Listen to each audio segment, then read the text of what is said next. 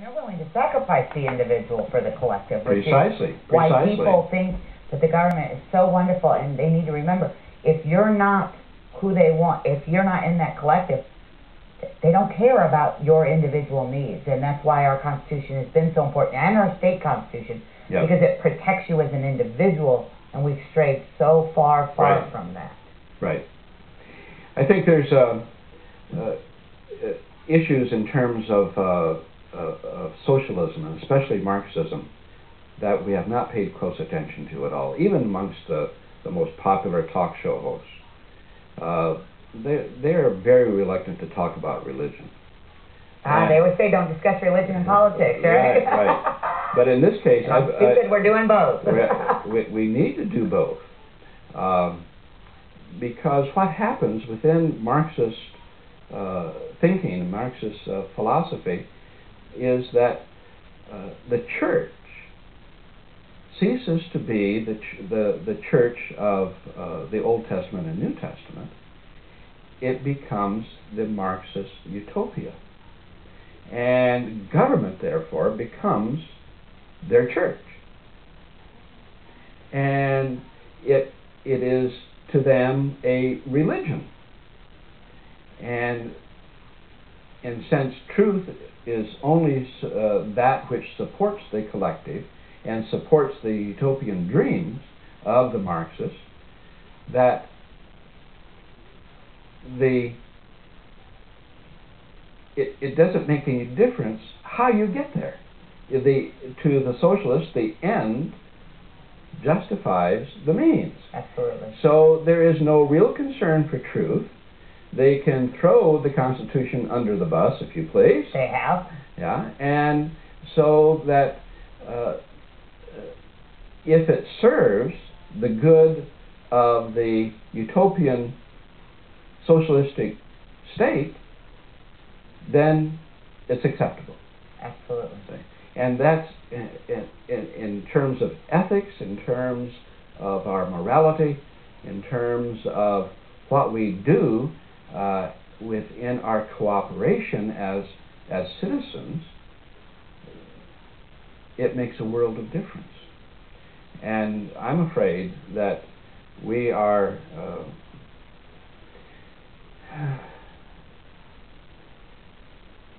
our nation, I believe, is sadly psychologically ready for slavery, unless we wake up to what is happening around us and sound the alarm and start thinking carefully and deeply about these issues.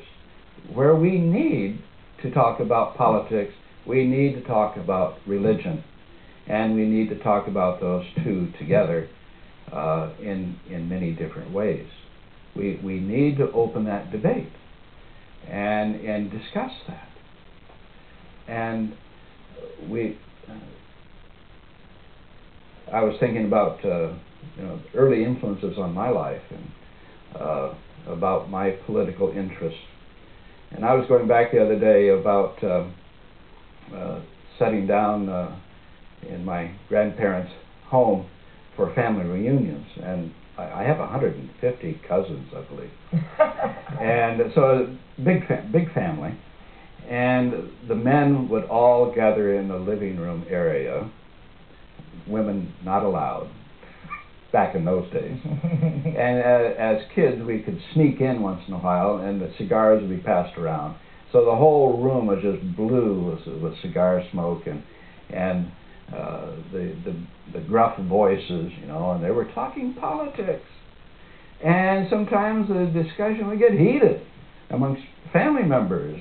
Yes, but now you can't do that anymore. But and the thing is that as a child growing up, I overheard that.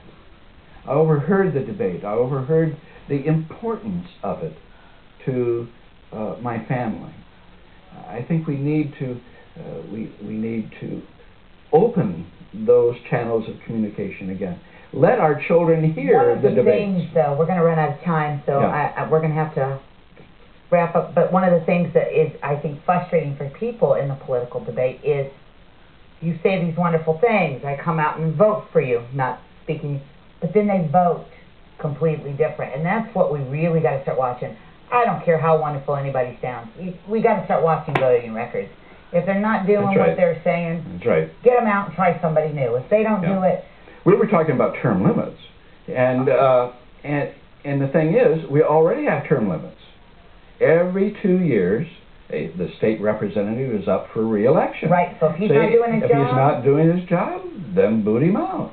But we've been so used to... The same thing for all the state offices, for the county offices, for the township offices, from the federal office. And that's one of the things that I'm hoping, as you said, that this election will be amazing, that we'll get it out. But we're going to run out of time, so I want to hit... We talked about you are for right to life. You're for the Second Amendment. You're for Hoosier values of homeschooling. We didn't get too much into money, so briefly, what's your thoughts on sound money and balanced budgets in the state of Indiana? People are concerned, that's, these other issues, but people always come back to, what's in my wallet? Yeah. I certainly appreciate what Governor Daniels has done in terms of bringing Indiana into the balanced financial situation that we're in. We are the envy of most states in this country because of the situation and the guidance that he's given and that the Republicans have given in this. Now, however, I want to state that we need not just to cut taxes, but we need to reevaluate what's most important in our communities.